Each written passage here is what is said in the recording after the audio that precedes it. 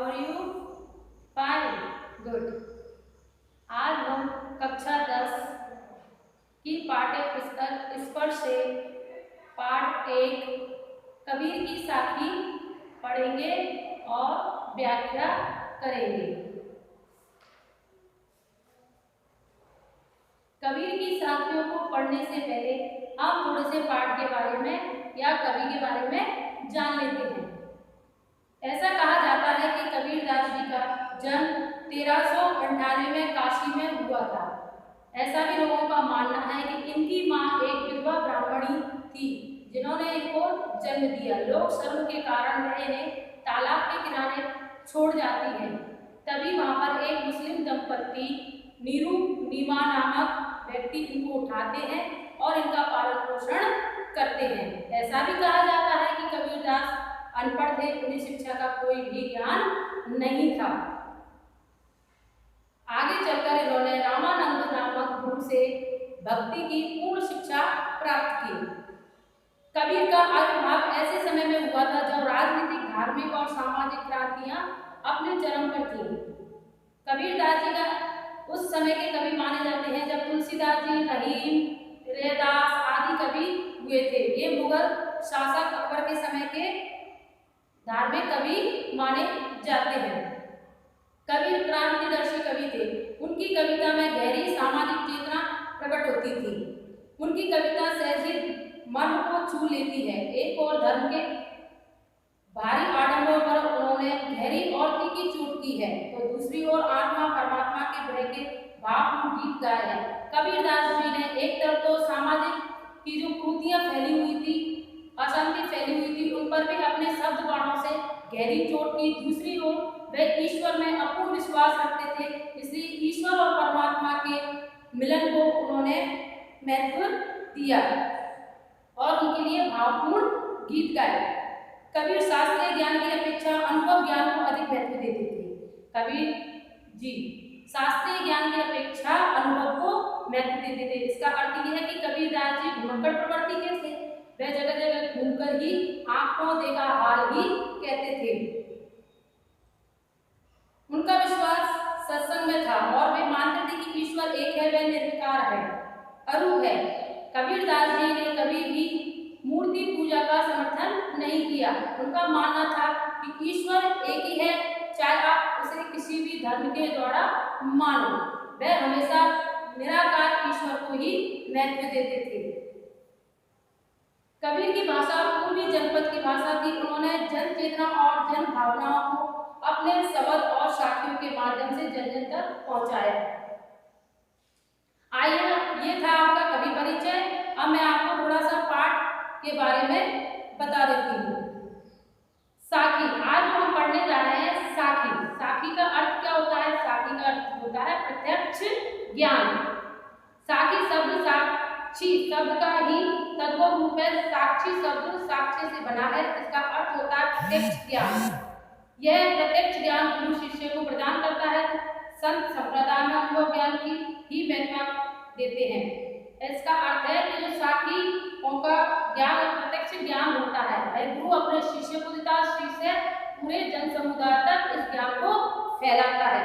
साखी का एक अर्थ ये भी है, साखी किसी भी समय लिखी गई हो, आज से 400 साल पहले लिखी गई हो या वर्तमान में लिखी गई हो, पहले भी इन साखियों के शब्दों का उतना ही महत्व था जितना कि आज है। कबीर जगह जगह भ्रमण कर प्रत्यक्ष ज्ञान प्राप्त करते थे। अतः उनके द्वारा रचित साखियों में अवधी, राजस्थानी, भोजपुरी और पंजाबी भाषाओं के शब्दों का प्रभाव स्पष्ट दिखाई पड़ता है। कबीरदास जी ने कई भाषाओं का अपनी साखियों में प्रयोग किया है। ऐसा भी माना जाता है कि गुरु ग्रंथ साहिब में कबीरदास जी की वाणी को महत्व दिया गया है। ठीक है, अब हम कबीरदास की साखियों का व्याख्या करेंगे। कबीर की साखी दो दो पढ़ते हुए हम उनकी व्याख्या करते जाएंगे। पहली साखी है उनकी, ऐसी वाणी बोलिए मन का आपा खोए, अपना तन शीतल करे और को सुख होए। कबीरदास जी कहते हैं कि मनुष्य को हमेशा ऐसी वाणी बोलनी चाहिए, ऐसी मधुर भाषा बोलनी चाहिए जो दूसरों को सुख प्रदान करे, अपना तन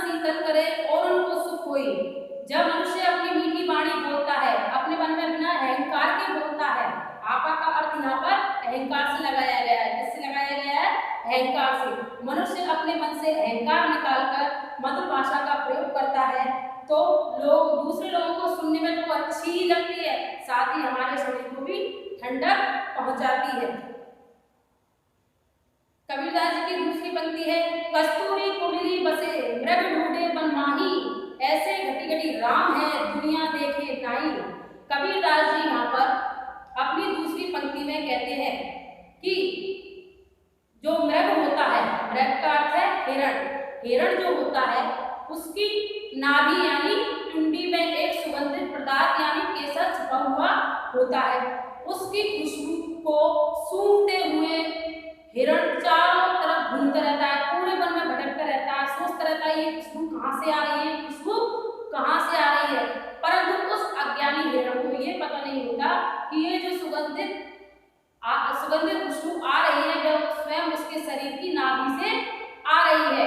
अर्थात कबीरदास जी यहाँ पर कहते हैं ऐसे घटी राम है दुनिया देखे नाई। कबीरदास जी यहाँ पर हिरण और कस्तूरी पदार्थ का उदाहरण देते हुए कहते हैं कि मनुष्य जो है ईश्वर को सभी जगह ढूंढता हुआ फिरता है, कभी मंदिर में, कभी मस्जिद में, कभी गिरजाघर में, परंतु वो ये नहीं जानता कि ईश्वर का निवास स्वयं उसके हृदय में है। अर्थात ईश्वर हर कण कण में बसे हुए हैं, उसे चारों तरफ ढूंढने की जरूरत नहीं है। मनुष्य को अपने निर्मल मन में देखना चाहिए और अपने मन में, सभी के मन में ईश्वर का वास होता है।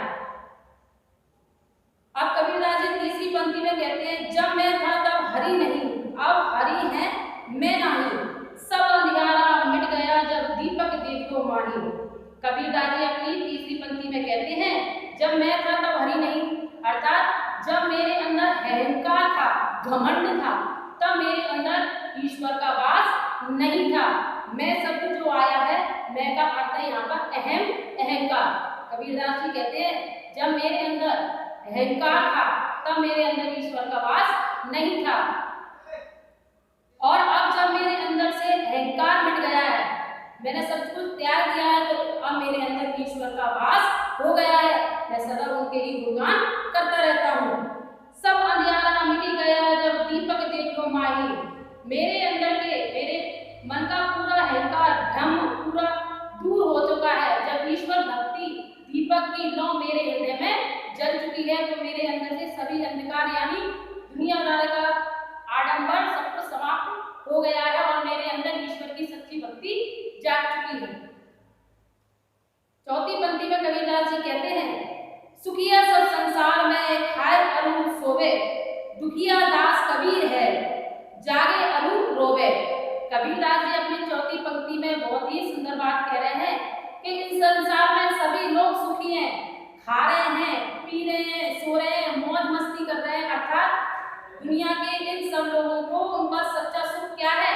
खाना, पीना, सोना, मौज मस्ती से रहना। परंतु दुखिया दास कबीर है जागे अरूप रोवे। कबीरदास जी कहते हैं परंतु मैं ईश्वर की भक्ति में हमेशा जागता रहता हूँ, कभी नहीं सोता हूँ, सदा उसी के नाम की माला जपता रहता हूँ, उसी को याद करता रहता हूँ, चारों पहर उसी को याद करता रहता हूँ, उसके दर्शन पाने के लिए रोता रहता हूँ, शायद इसलिए मैं दुखी हूँ। इसका दूसरा अर्थ ये भी लगा सकते हैं हम कि कबीरदास जी यहाँ पर इन पंक्तियों के दो अर्थ निकालते हैं। एक तो कबीरदास जी जो संसार में ईश्वर की भक्ति करते हैं वो सदा दुखी रहते हैं, और जो सांसारिक भोग करते हैं वो सदा सुखी रहते हैं। दूसरा कबीरदास जी ने ये कहा है कि मैं भक्ति में डूब गया हूँ, ईश्वर को मैंने पहचान लिया है, तो मेरी आंखें खुल चुकी हैं और मुझे अभी सोने की जरूरत नहीं है, और संसार अपने भोग विलास की चीजों में इतना डूब चुका है, इतना सो चुका है कि उसे पता ही नहीं है ईश्वर भक्ति क्या है। विरह भंग तन बसे मंत्र न लागे कोई, राम वियोगी ना जिवे जिवे तो मोरा होई। अब कबीरदास जी यहाँ पर अपनी अगली पंक्ति में कहते हैं कि मेरे अंदर विरह नाम का सांप ने मुझे डस लिया है, यानी विरह ईश्वर की वेदना ने, ईश्वर के विरह ने मुझे डस लिया है। अब सांसारिक सुखों का मुझ पर कोई असर होने वाला नहीं है। अर्थात सांसारिक जो सुख है यहाँ पर उनको किसकी उपाधि दी गई है? मंत्र की। सांसारिक जो सुख सुविधाएं होती हैं वो उनको किसकी उपाधि दी गई है? मंत्र की। ईश्वर की भक्ति रूपी ब्रह्म है। तो कबीरदास जी कहते हैं इन सांसारिक सुखों का, इन मंत्रों का मेरे ऊपर अब कोई भी असर होने वाला नहीं है, क्योंकि मैं ईश्वर की भक्ति में डूबकर ब्रह्म वेदना झेल रहा हूँ। राम योगी ना जिवे जिवे तो गौरव हुई। अब आगे कबीरदास जी कहते हैं जो राम भक्ति में, ईश्वर भक्ति में लीन हो जाता है, 24 घंटों ईश्वर का नाम जपता रहता है, तो लोग बाग उसको क्या समझ लेते हैं? मूर्ख समझ लेते हैं, पागल समझ लेते हैं, यानी उसको गौरा समझ लेते हैं। गौरा का यहाँ पर पागल और मूर्ख से लगाया गया है। तो कबीरदास जी कहते हैं कि संसार में जो ईश्वर की भक्ति पूर्ण रूप से करता है उसको संसार मूर्ख और पागलों जैसा समझता है। अंत में ईश्वर भक्ति करने वाले की गति भी पागलों के समान हो जाती है।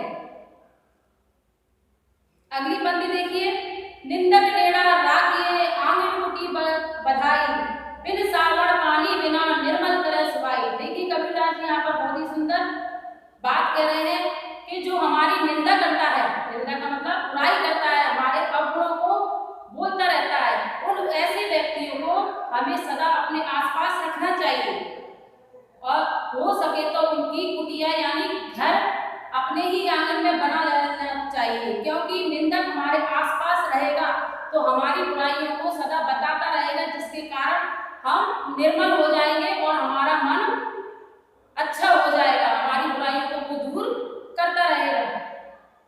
बिन सावन पानी बिना निर्मल करे सुवाई। देखिए जिस प्रकार साबुन, सावन का मतलब है साबुन, पानी का मतलब पानी। कबीरदास जी कहते हैं जिस प्रकार साबुन और पानी से कपड़े को निर्मल साफ सुथरा किया जाता है, वैसे ही जो निंदक होता है बिना साबुन और बिना पानी के आपके बुराइयों को बताकर आपको अच्छा बनाता है, यानी आपके मन से बुरे विचारों को हटा देता है। बिना साबुन और बिना पानी के ही आपको निर्मल कर देता है। आगे सुनिए, पोथी पढ़ी पढ़ी जग हुआ पंडित भयो न कोई। पोथी पढ़ पढ़ जग हुआ पंडित भयो न कोई, एके असिर पीर का पढ़े सो पंडित कोई। कबीरदास जी कहते हैं इस संसार में सभी ज्ञानी महापंडित धार्मिक किताबों को पढ़ पढ़ के कोई भी पंडित नहीं बन पाया है। उसने कई किताबें पढ़ ली, धार्मिक किताबों को पढ़ते पढ़ते हुए वह कभी भी ज्ञानी नहीं बन पाया। परंतु यदि वो ईश्वर का एक नाम स्मरण कर ले, यानी ईश्वर का एक अक्षर भी वो पढ़कर अपने हृदय में धारण कर ले, तो वो सबसे बड़ा कवि पंडित बन जाता है।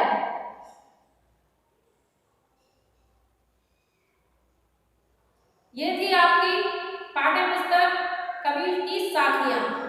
इनको मैंने समझा दिया है, व्याख्या कर दी है, और अब इनसे कुछ कठिन शब्द हैं वो मैं आपको बोर्ड पर समझा देती हूँ। शब्दार्थ, वाणी, वाणी का अर्थ है बोली, आपा का अर्थ है अहंकार, तन का अर्थ है शरीर, शीतल का अर्थ है ठंडा, औरों को दूसरों को, कुंडली, कुंडली का अर्थ होता है नाभि, मृग, मृग का अर्थ होता है हिरण, वन, वन का अर्थ है यहाँ पर जंगल, माही, माही का मतलब होता है बीच में, मध्य है, मैं, इस मैं का अर्थ यहाँ पर अहंकार है और अहम, अरु, अरु का अर्थ है और, दास का अर्थ है ईश्वर का भक्त, ब्रह का मतलब है वियोगी, मंत्र, उपाय, जिवे, जीता, भुगम, सांप, सर, सावण, साबुन, सुभाई, स्वभाव, नेचर, पोथी, धार्मिक किताब, अक्षर, अक्षर, पीर, प्रियतम। इन कठिन शब्दों को आप पढ़ते हुए इन सभी साखियों की सप्रशत व्याख्या करिए। आपका होमवर्क ये है कि आप इन सभी साखियों को पढ़कर इनकी सुंदर ही ढंग से सप्रशत व्याख्या कीजिए और आपकी पाठ्य पुस्तक में जो प्रश्न उत्तर दिए गए हैं उनको अपनी कॉपी में हल कीजिए। Thank you.